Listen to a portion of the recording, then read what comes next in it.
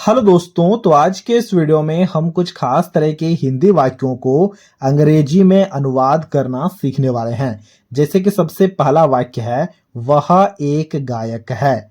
इसी प्रकार का दूसरा वाक्य है वह एक गायक था। देखो, पहले वाक्य के लास्ट में है लिखा गया है और दूसरे वाक्य के लास्ट में था लिखा गया है। बस यही अंतर है पहले और दूसरे वाक्य में। यानी कि अगर हमें इस तरह के वाक्यों को ट्रांसलेट करना हो ना, तो हमें इज, एम और आर का प्रयोग करना सीखना होगा पहले वाक्य के ट्रांसलेशन को करने के लिए। और जिस भी वाक्य के लास्ट में था लिखा होगा ना, तो हमें उनके लिए वाज और वेर का प्रयोग करना सीखना होगा। तो उसके लिए मैंने यहां पर कुछ लिख रखा है, जरा ध्यान से देखना। देखो, सबसे पहले हम इज, एम और आर का प्रयोग कहां करेंगे वो देखते हैं। देखो, अगर आई रहेगा तो हम हमेशा एम का प्रयोग करेंगे। ही, सी, दिस, दैट या फिर किसी व्यक्ति विशेष का नाम होगा तो हम इज शब्द का प्रयोग करेंगे। और वैसे ही यू, वी और दे आएगा तो हम आर शब्द का प्रयोग करेंगे। लेकिन अगर लास्ट में था, थे, थी आ जाए तो आई और ही, सी, दिस, दैट के लिए हम वाज का प्रयोग करेंगे। और जहां भी यू, वी और दे आ जाए तो हम वेर का प्रयोग करेंगे। देखो किस प्रकार से जब हम ट्रांसलेशन को करेंगे ना, तो सारी चीजें काफी अच्छे से क्लियर हो जाएंगी। तो सबसे पहले वाक्य को देखो। सबसे पहले वाक्य में है वह एक गायक है लिखा गया, यानी कि इज, एम या फिर आर का प्रयोग होगा। ठीक है, तो सबसे पहले वह के लिए लिखते हैं। वह का अंग्रेजी में मतलब होता है ही, तो हमने ही लिखा। अब बताओ ही के साथ में क्या लगता है। ही के साथ में हमेशा इज का प्रयोग होता है। देखो, हमने लिख रखा है ही, सी, दिस, दैट या फिर व्यक्ति का नाम में हमेशा इज या वाज का प्रयोग होता है। वाज तो होगा नहीं क्योंकि है लिखा गया, इसलिए इज का ही प्रयोग होगा। तो हम यहां पर लिखेंगे ही इज। इज किसके लिए लिखेंगे? इज हम इस है के लिए लिखेंगे। ही इज मतलब वह है, क्या है? एक गायक है। एक के लिए हम यहाँ पर ए लिखेंगे। और गायक का अंग्रेजी में मतलब होता है सिंगर, तो हम उसके लिए सिंगर लिखेंगे। ही इज अ सिंगर हो गया वह एक गायक है का अंग्रेजी में अनुवाद। इसी प्रकार से देखो, यहाँ पर लिखा गया वह एक गायक था, तो वह के लिए फटाफट से यहाँ पर ही लिखेंगे।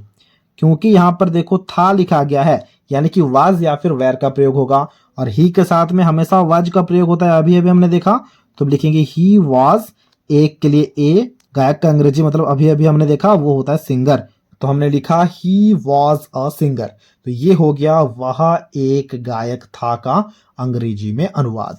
इसी प्रकार से तीसरे वाक्य को जरा ध्यान से देखना। तीसरे वाक्य में लिखा गया मैं एक छात्र हूं, तो मैं के लिए हम यहाँ पर लिखेंगे आई, क्योंकि मैं का अंग्रेजी मतलब आई होता है, तो हमने यहाँ पर आई लिखा।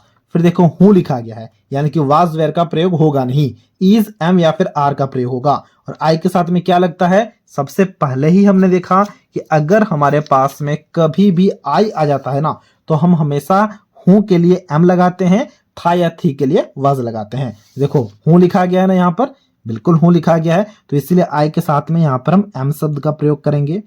आई एम मतलब मैं हूं, क्या हूं? मैं एक छात्र हूं, तो एक के लिए यहां पर हम ए लिखेंगे।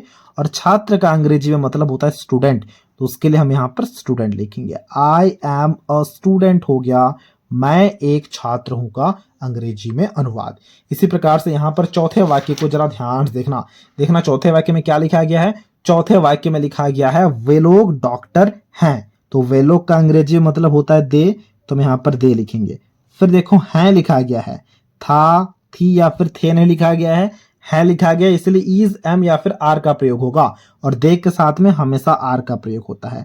यू, वी या फिर दे आ जाए तो हम हमेशा आर का प्रयोग करते हैं, तो हमने लिखा दे आर मतलब वे लोग हैं, क्या है ना, डॉक्टर हैं, तो इसलिए हम यहाँ पर डॉक्टर का डॉक्टर ही लिखेंगे, DOCTOR। तो ये हो गया डॉक्टर। देखो क्योंकि वे लोग कह रहा है, यानी कि काफी सारे लोग डॉक्टर हैं, इसलिए हमें इसे प्लूरल में बदलना होगा, तो इसलिए हमने यहाँ पर एस लगा दिया। दे आर डॉक्टर्स हो गया वे लोग डॉक्टर हैं का अंग्रेजी में अनुवाद।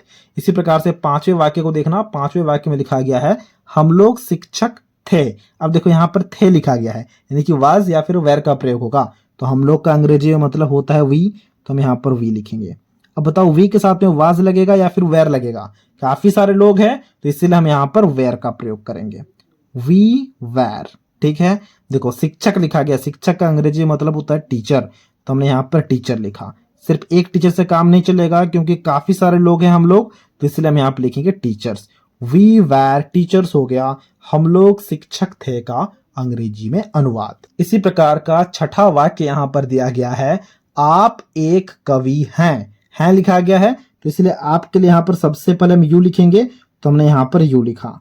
फिर देखो हैं लिखा गया है, हैं के लिए हमें आर का प्रयोग करना होगा, क्योंकि यू के साथ में आर का प्रयोग होता है, तो हमने आर लिखा। यू आर मतलब आप हैं, क्या है ना, एक कवि हैं।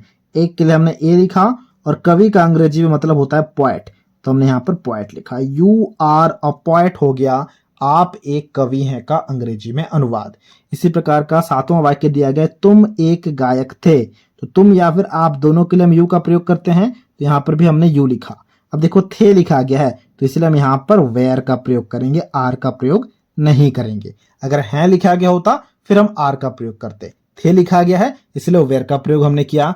एक गायक, एक के लिए ए, और गायक का अंग्रेजी मतलब हमें पता है वो होता है सिंगर, तो हमने यहाँ पर सिंगर लिखा। यू वेयर अ सिंगर हो गया तुम एक गायक थे का अंग्रेजी में अनुवाद।